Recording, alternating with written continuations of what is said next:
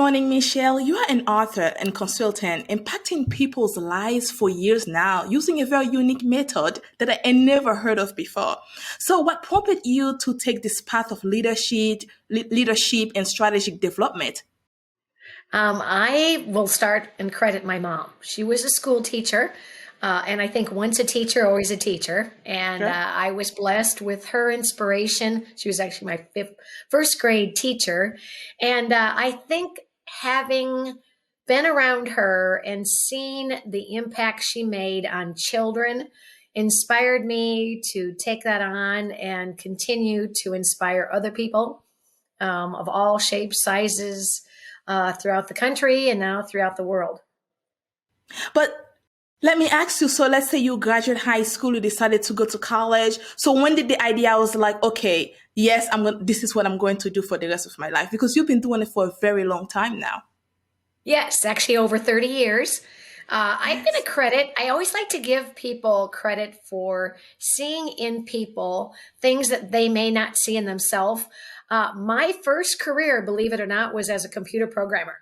And I really enjoyed the challenge of figuring out solutions through technology.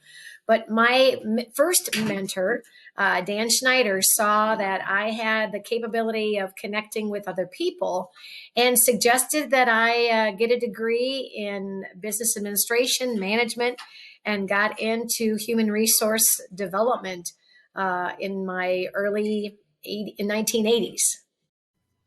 Wow, this is awesome. So you founded Inspiring Solution, which is now a part of the JER HR group. Tell us more about this venture and what are the services it offers now. Absolutely. Yeah, I started my business back in 1991, and I prided myself and our team in inspiring people with practical solutions for positive change. So that consisted of everything from strategic planning, leadership development. I've written a book, several books, and training videos, and just found that that was a niche that I resonated well with. And there was more people that I wanted to reach. And by blending my talent with the talents of the JER group team, we were able to diversify our toolbox, if you would. So they were primarily experts in HR consulting, compensation evaluation, some organizational development like I had been. And so by blending our two resources, we now have a more comprehensive solution for our clients of all sizes and all industries. So what is the focus of it? Does it work with like small businesses, corporations? How does it? Who is the target? Anyone who has people. I always say that I always say that regardless of the product, service, the widget that you create, it's really the people, the employees, the leaders, the teams that can make or break the reputation. And so really, we pride ourselves in helping people be the best that they possibly can in whatever position they might be. So we might do a program on customer service, teaching them how to best understand the needs of their customers or clients or patients, whatever they might refer to them as, and then setting up matrix so that they can evaluate and track their progress and improvements.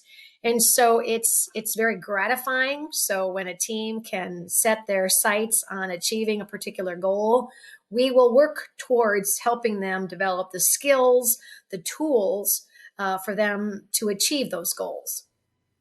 So when you go in, how long do you stay, or do you just like stay for as long as they need you? You know what? It varies. Like tomorrow, I'm going to be heading out to Kansas, and I'm going to be working with a client over the next 2 days. And it's a combination of looking at their culture index. We administered an assessment that basically asked employees, how do you feel about 7 different indices of their culture? And so we take a look at how clear they feel their job and the expectations of their job are. We take a look at creativity. Do you feel that you are able to be creative in your job? So that's one part of my visit. And then the other part will be taking a look at the 5 behaviors of a cohesive team. This is based on the best-selling author Patrick Lencioni's book, The 5 Dysfunctions of a Team. And Mm, so they've started going down an assessment to evaluate their role on the team, and then how can they be the best self to help for the good of the team. So it's a combination of wow. training, planning, discussing, being vulnerable. I think that people learn best Yes. when they feel it's safe and they can be authentically themselves. So that's part of creating that culture of comfort. Right. Do you have it as a mix of one in group, or just it's just a group? Most of my work, I would say, is in groups, but I do consult, coach individuals who want to be, I always say, who want to live up to their potential. I think there's always room for improvement. I'm not perfect, and I know that. I'm a work in progress. So Me too. aren't we all? And that's good because I think so many people are short sighted. They don't see that they could be a better person. They could be a better parent. They could be a Yes. better leader. They could be a better friend. And so I really enjoy that one on one time with people who want to live up to their fullest potential. So for the one-in-one time and like coaching, can you do it with like individual? Like let's say someone that's starting a company or someone that's actually work for a company that's just looking for ways to build their leadership skills and to be better at what they do. Absolutely. I think one of the silver linings with the pandemic is that we can virtually work and communicate with anyone, anywhere. And through platforms like Zoom and virtual communication, we can now have, face to face conversations with people from anywhere. And I think that adds a level of accountability that a phone call doesn't necessarily provide. So I love connecting face to face, whether we're in the same city, the same state, or even the same country. Yes. So does that mean that you provide your services anywhere in the world? Yes. Yes, I do. Laptop will travel. Let's go. So now, how do you bring people out of the comfort zone to make that shift in their lives toward the better? Is there any specific approach that you follow? I think one of the most important skills people can develop is their emotional intelligence. And I like to start with the 5 skills. And the very first one answers your question, and that is self awareness. How well do you know yourself? And through a number of different assessment tools, people will start to say, you know what, that is right. I may not like that quality, but it is who I see myself or hear myself when I'm communicating and interacting with others. So we start with who they are. And maybe take baby steps. Maybe they're not ready for a complete overhaul, but they aren't happy with a particular aspect in their life.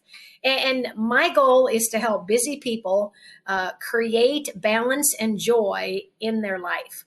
And I crafted that mission statement because I really think that it is up to each of us to take charge of our life's journey and change. If you don't like what you're doing, get a different job. If you don't like who you're living next to, move. So I think people need to take more control over their lives and their happiness. But how hard do you find that? I think it comes from maturity. I think if people get rid of the blame game, it's very easy to blame others from our past who have done us wrong or maybe didn't allow us to do what we did. And one of the first exercises is to know that you are who you are because of your past. And rather than regret it, learn how to celebrate it. And I think that sometimes people have a hard time with that. One exercise is to write a letter of forgiveness. Maybe Ooh. it's somebody who isn't even still alive. Maybe it's a parent or a grandparent or a former boss, but they did the best that they knew how. And if you can accept that, It's much more healing than if you were to carry on a grudge or this isolation that people oftentimes feel when they felt as though they've been damaged. Yes, I agree. So now let's say that you have 12 people going through that programs. So what is the progress do you see at the end of the program? Do you feel like they become that person they wanted to be, or you feel like they go back to the old self? Yes and no. I think that it's unrealistic for someone to achieve greatness in a short period of time, but one of the principles is follow up. Because in order for you to live up, you've got to follow up to make sure that you do stay the course. And like you said, they don't revert back. We're creatures of habit. And what we do naturally comes easy. But if we want to make a change, those are different and difficult behaviors to make. And so having a follow up, you think about systems like Weight Watchers or any type of long term success, whether you're an athlete, whether you're a professional, you have built in checkpoints to monitor your progress. Because life is always changing, priorities change, and hopefully people learn how to be agile. I think agility is one of the most important qualities that we need to embrace, because otherwise we get set in our ways, we get stuck. And if we're not changing, we're not growing. And if we're not growing, we're essentially dying, regardless of the age. That, yes, I agree with that. It's kind of like, I feel like when people, especially when you stop learning, I feel like you just put yourself Yes. in a box and just waiting to die there because you're not Yes, improving yourself. You're not making yourself better. So you're just wasting life. you are. That's And how I, there's so much to learn. When you think about the internet now, it's just tapped our ability to reach out and learn anything about anything. I agree. So now let's say you are working with an individual like coaching. Can they stay with you in a long term, or do they have to stay with you like let's say 6 months, 3 months, and then they're on their own? Yeah. I created a live up challenge, and it was intended to be a long term process. I was thinking that it would be like a 6 week process.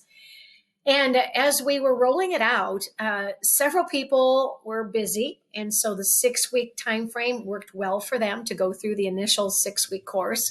Others have found that, I'm hungry and I have the time and I want to learn, so I don't want to wait for 6 weeks. I want to get started.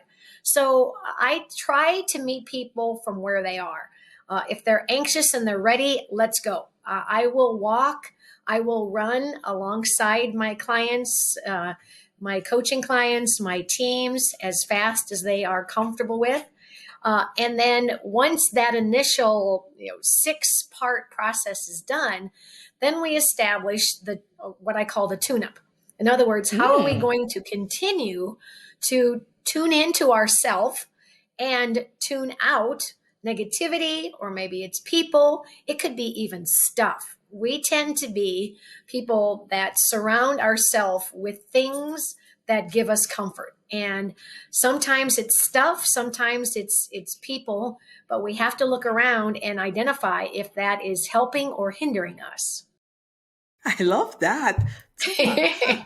I never think of it. This is awesome. So now you also know this is like a very, when I was reading about you, I was like, I just cannot wait to learn more about this. So you are Oh, also known as the attitude adjuster. What exactly is that? well, I wrote a book called Attitude, the Choice is Yours. And it's a way that people can gain control of their life by gaining control of their attitude. And it's a real simple, easy read.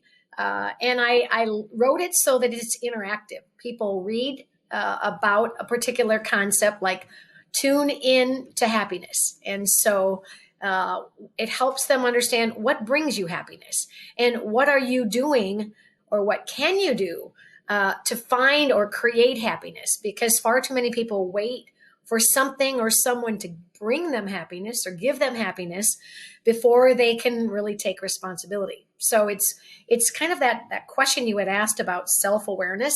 It's really helping people learn and then apply what they read in their own life, personally and professionally. Wow. So now You are also an award winner author. I just want to put it out there.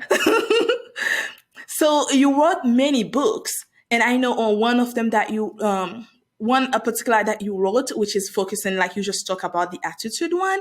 So with that book, is it like when you're explaining that it's you kind of work them to certain things that they need to do? Is it a book that they can get in digital, also follow the same thing, or is it just a print copy of it? There is print copies available, and you can go out on Amazon, or they can reach out to me, and it's a fun book club to read. I've had women get together and say that they're looking for their next book. It's a great read from a camaraderie. I've had people say, I want my team to read this. So it is currently available by print, but if they reach out to me, I can get them an electronic version of it. It's 5 quick chapters: how to understand your attitude, where it comes from, kind of that past that we were talking about. The second chapter actually assesses their attitude, so they go through a self inventory, and they identify if they tend to be more positive, negative, or neutral. And then we have some fun in chapter 3 with 5 attitude adjustment techniques.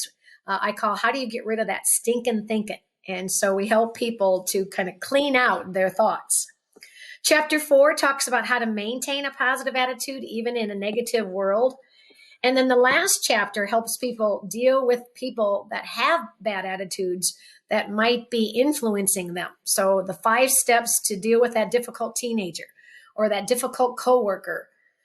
And so it's an empowering and self-gratifying read. So pretty much it's kind of help them not just for themselves, but also the surrounding, the people around them. How do they deal with this type of people? Yes, yes. And one of them is to remove yourself. I help Mm. them through having meaningful conversations and letting the person know that what they're doing or what they're saying is affecting you. And that's being transparent. But you might also realize that someone is really bothering you. And in the scheme of things, it's not worth it. So let it go, or remove yourself from the environment. And sometimes it just takes a night to sleep on it. When you come back fresh, the next day, it doesn't seem as bad. So I kind of help Is, them take 10. but is there a way for them to remove themselves? Because sometimes I know you can get to some sort of conversation where you cannot get away from it. That's true. You always have a choice. I think life is full of choices. You can choose to stay in the relationship, and you can tolerate. You can change your attitude about the person or the situation, or you can choose to, like you said, walk away. You may not be able to walk away right at the moment, but give yourself some time, give them some airing out, and then learn how to rechannel your thoughts about that person.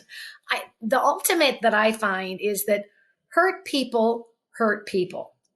Uh, Whenever I find somebody who is really difficult to get along with, I think of it not as their fault, but maybe someone else did them wrong.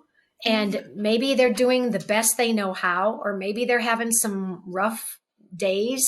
And so give them grace and some appreciation. And sometimes you can actually turn a bad situation into at least an okay situation. In situation like that, do you feel like it's the best for someone to just like, okay, I'm out of here because I don't want to deal with you? Do you think that that person should kind of try to understand why that person acting like that and see if that, how can I help that person become a better version of themselves? Yeah, the second step is to influence the other person. And so one of the ways to do that is to be curious, not judgmental. And in order to do that, you've got to sit back and ask questions. And kids ask the most powerful, insightful question: why? You know, why do you feel that way? Or why did you say that? Or why did you just kind of, look back, or some kind of body language? And then listen. So let them tell you what's going on underneath, or what's going on in their mind that may have caused them that particular reaction. So with that book, regardless if you go into certain things or you feel like you need, I feel like anyone should be reading that book because the things that you are explaining, all of us deal with them in a daily basis. Even if you know it or not, you deal with it. You just get used to it and it's become Yes. okay for you to deal with it, but it's not okay. So I think that reading that book perhaps want to help also figure out like, wait a minute, this is not okay, but I just been allowing it for no reason and kind of help you also to become a better version of yourself. You know, you are exactly right. There's an adage about fishing. If I fish for you, you'll eat for a day. But if I teach you how to fish, you'll eat for a lifetime. And that's really what I tried to embark on in this book. I can't be with you all the time, but what I can give to you is a new way of thinking or a different mindset to help you evaluate yourself or a situation and respond differently in a more positive manner. Exactly. Michelle, do you mind that I know you have attitude, the choice is yours. Do you mind kind of showing up so people can see how it looks like if they're looking for it on Amazon? Yes, Here we go. absolutely. And they can I think it's also a, go out, sorry, they can also go out to the JER HR Group website and purchase it there as well. I think it's a great book because either you think you're in a situation or you think you are not. If you read it, I think it Yes. will open some doors to help you understand certain things that's been happening in your life you didn't understand before. So, hey, Yes. get a copy of it. And I always say, buy two, one for you and give one as a gift. My 18-year-old daughter, back then when it first came out, was the first person to read the book. And she absolutely loved it. She got a cup of tea and she went and sat with a pen and she marked it up and she said, "Oh my gosh, I really needed this book to help people, to help her kind of gain a perspective of what was next in her life." And whether you're, whether you're at a point of change or you need to change, this could perhaps give you that little sense of validation and maybe some encouragement to make that one step. Exactly. I agree with you on that. I'll be getting myself a copy. I can tell you that much. I'll send you it autographed. Oh, thank you. So you are a speaker and Absolutely. trainer. So you are a speaker and trainer. Can you tell us about the subject you cover as a speaker and trainer? Yes. So, based on my book, Attitude, the Choice is Yours, my signature talk is staying up in an upside down world. And it's a fun, inspiring look at how life tends to throw us lemons and what you can do to make lemonade.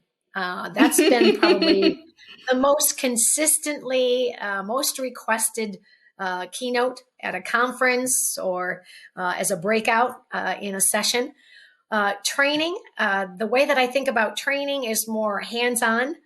It tends to be more skill development, whereas speaking tends to be more inspirational. So in workshops, we'll do everything from the 5 steps for dealing with the bad apples. How do you deal with those Ooh. difficult attitudes?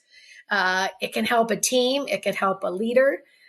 We talk about how can you be a better teammate. We talk about how is it that teams can work more efficiently and effectively together. So those types of experiences are more involved and can come out with a clear action plan, commitments to the team, commitments to yourself. So it's another way to actually help you build your team in a better way. Absolutely. Like this team that I'm going to be working with in the next 2 days, they've created their purpose statement. So they have a clear understanding of why they exist. Each person through the assessment identified their strengths so they know what it is that they bring to the team naturally. And they also identified a stretch behavior. In other words, something that doesn't necessarily come easy to them, but that they believe would be helpful to the team's success. For instance, I am a very passionate person. I really like to get things done. Therefore, one of the things that I struggle with is patience. So that would be a stretch behavior for myself. Wow, I love that example. So, what would you say somebody that's dealing with something like that? How would you help them to learn to be patient with others? Oh, wow. Well, the biggest thing I would say is to listen to your self talk. That is actually one of my tune-up techniques. And we are constantly talking to ourselves in a given minute.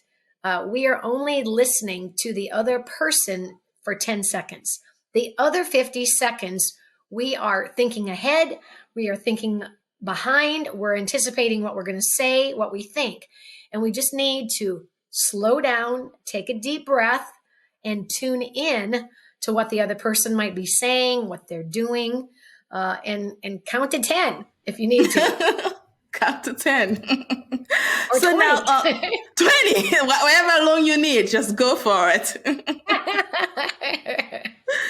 So now, you're an author, speaker, entrepreneur, and let me just say also, you are a change maker. So you juggle so many roles. How do you keep yourself motivated? And I'm going to just refer to another exercise in my book is to clarify and prioritize your goals. And so just like you described, we have a lot of plates that we try to balance. And as we're putting that last plate up, things are starting to wobble because we're not dedicating enough time. And so I ask people to think about, first of all, the roles that they have in life. And then in those roles, how would you like to be remembered? And in doing this, I have crafted 3 guiding statements that guide my day. First is that I'm a happy and healthy person. I learned in college that I can overextend myself. And if I don't take care of myself, I can't take care of anyone else. So I know that I need to get my rest, proper exercise and diet to take care of me. The second helps me in my personal life, and that I help people craft out how they'd like to be remembered. If you were to write your obituary, or if you were to write your celebration on your retirement, what would you like others to say? And so I crafted out these words that describe how I'd like to be remembered in my personal life. And it's, I am a loving, caring, patient daughter, sister, mother, nana, relative, and friend. And the third guides my career. And that is very simple. And I am honest and trustworthy professional. It's the only way that I can, and I don't have to keep track of my lies. And so if I were to think about what keeps me balanced, what keeps me focused, it's those 3 statements. And at the end of the day, I refer to that as my compass. And so did I hit my mark? Am I off a little bit? And what degree do I need to get myself back online? Wow. So all of that is inside your book. It is. Wow. May I ask, why do you everything that's inside your book, you seems like you are using them in your life every single day? Absolutely. So why do you want to share what's working so good with other people? Again, it's probably the caregiver in me. I see people hurting. I see people that could be much happier and much more effective in their day. And so I want to try to eliminate any pain, any frustration, reduce stress in people's life by giving them the feeling as though they have the control. It's like the remote control to your television set. You know, when you pick it up, you look for the power. Everybody has the power within themselves to have a great day, regardless of the weather. What happens when we get to a show or a channel we don't want to watch? We change it. Same too it is with you. If you don't like what you're getting, you don't like what you're saying, or you don't like the results that you're getting in life, you can change the channel. You can change the channel of your thoughts, your actions.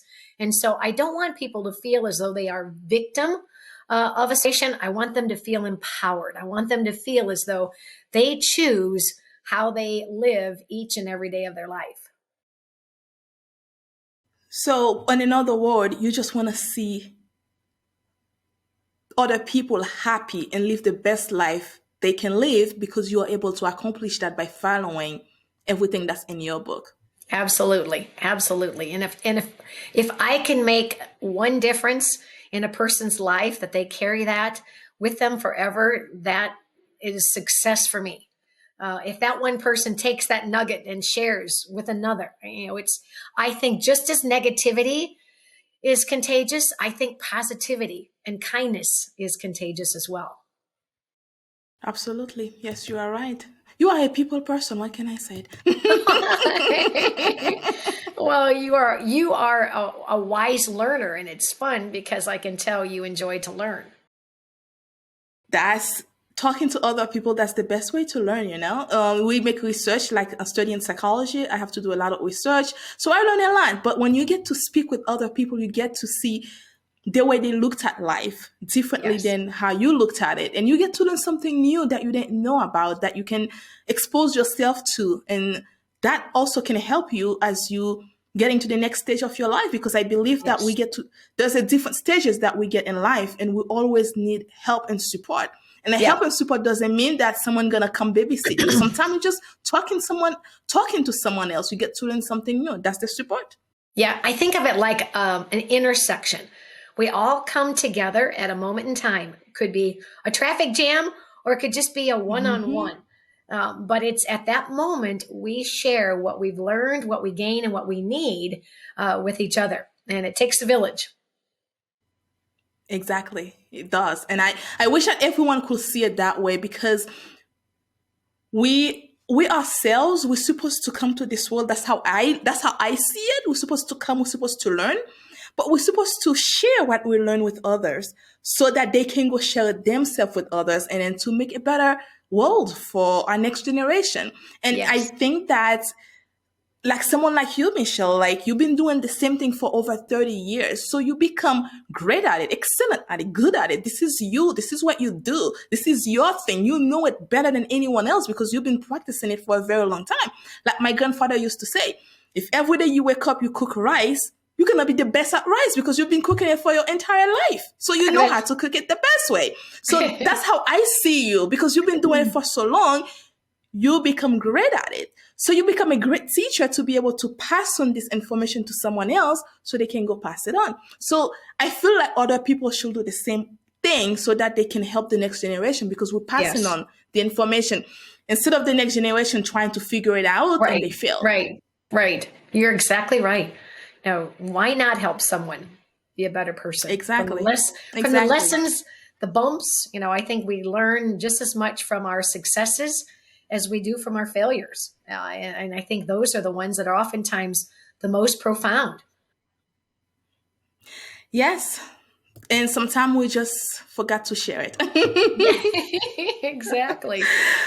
So now So you also have a program, like a training that you launched not too long ago. Can you tell us about it?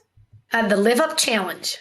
Yes, Uh, the, yes. yes, the Live Up Challenge is a 6-part course that helps people to create balance and joy in their life by looking at, first of all, what it is that they need to plan or set up for success.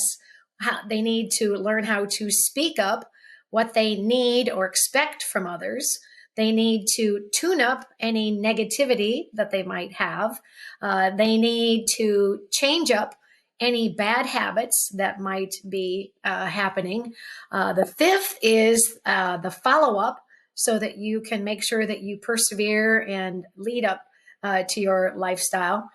And the last is just simply learning how to tune up your life. And it's a fun, it's a self-reflective and empowering experience that can help people really be a better person, be a better self, be happier with themselves, who they're with, and what they're doing in life. So how can anyone sign up for any of your programs? They can go out to our website, or they can simply send me an email and learn more about when the next challenge is going to happen. If they want to go as a team, if they want to join up a public class, they could. Classes are starting all the time, so we're filling up. They are filling up fast. I have no doubt about that, because it's something that we all need. We just sometimes Yes. we just need that. And even when you think you don't need it, take it anyway, because you can learn something new from it. So Yeah. I think it's worth taking the chance. Yeah, absolutely. I think this is coming out in March, and March is a good time to spring clean. And one of the Hmm. exercises is tidy up. Tidy up your space. Just this morning, I said to my significant other, "Hey, how about taking a space, and maybe it's an office, maybe it's a closet, maybe it's a drawer, and just focus on that space and make it efficient." Because feng shui is the study, the ancient study of energy, and when we have clutter, it strains our brain. And by learning how to tidy up things and people in our life, it frees us. It's very freeing, comforting. So tidy it up. Pick one place and just tidy it up. Yes, yes. Yeah, in fact, if I could, I'd like to launch what I call a spacewalk. A spacewalk is going around people's houses and finding out from them what's their strain and what's draining them. So maybe you've got a pile in a room that is not tight, not orderly. Well, that might be an area that you need to tidy up. Maybe it's a color. As you can tell from behind me, I like painted walls. I like the beauty of diversity of colors. And so maybe it's adding some color to a wall, but I call it a spacewalk, and it's a way that you can look at what the positive energy and the negative energy just in your own surroundings, whether it's your workplace, your home, your office. Will that something also that can be done in a workplace? It could. It could. With FaceTiming, it's something that I basically go through and I record different observations. And as a result of that plan, I call it a tidy up plan, basic. I can identify areas, and we can do it together, of what needs your attention. And I have family members, I have couples that do it together, because I think if you share space, it's really important to get the buy-in with others that that space not only needs to get tidied up, but we need to maintain it, because there isn't anything worse than getting it cleaned up one day and then it goes back to disarray the next day. So it's an involved, empowering, again, fun exercise that can help people gain some clarity when in their spaces. Tidy up. I don't tidy up, just tidy up. So now we know that we know that Women's History Month is in March, coming up very soon. Any advice for women who want to start their own business? Oh, first and foremost, do it. Everybody has a talent. And I think that if we can learn to channel our talents in a productive, profitable way, it is so worthwhile. I started my business when I was only 29.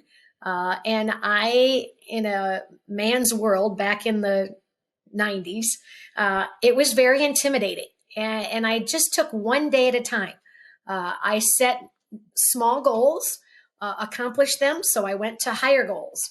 And it seemed like each time I had clarity of what I wanted to do, it's a learning process. I will tell them also to don't be afraid to reach out to others that have tried it, others that have failed in it. I remember asking my mentors what was the best part of owning your own business and what was the worst part of owning your own business. And so you want to learn the excitement, but you also want to know the challenge so that you can be prepared and realistic with what to expect. I couldn't say anything. I will not add anything to it. Oh my And goodness, find thank a you good so coach. much. I would say, Yes. they also want somebody to, guide them, hold their hand, hold them accountable. Don't be afraid to reach out to somebody that you trust. And I always say to my clients, you've hired me because you want me to tell you what you need to know, what maybe you might not want to know. But in order for you to be successful, I'm going to give you that wisdom so that you can take and use it or you can discard it. But I think so many people also, if I wanted to get a great review on my book, I gave it to my mom. She told me how wonderful the book was. But if I wanted it to be a great book, I gave it to my English teacher. I gave it to my critics because they would tell me what was wrong, and it made it just that much better. So don't be afraid to ask for feedback. Yes, and then if it's negative, don't take it wrong. Take it as something that you need to, perhaps you need to make more research and learn about it. If you need to make any changes, go for it. It is. It's a gift because they're wanting to help you. They wouldn't have taken the time or energy to share with you a suggestion if they didn't think you were capable. Exactly. I agree with you on that, Michelle. So Yeah. before I let you go, anything else you'd like to share with us? Oh, goodness. Thank you. Thank you. I just really appreciate your time, your genuine interest in my story, and being willing to pass on that tool and my wisdom to others. So, gratitude changes people's attitude. So, I am grateful. Well, I have to say thank you because talking to you, I learn a lot as well. So I am always open minded. I'm always open to learn and to grow. And then I love meeting other women that want to share what they have learned for the past few years and pass it on to the next generation and the next generation and the next one. So I'm Yes. thankful for that because I don't meet too many women that likes to do that. So when I meet one, I'm just like, can I call you later? Is yes. And give me your mailing address, and I'll send you an autographed copy of my book.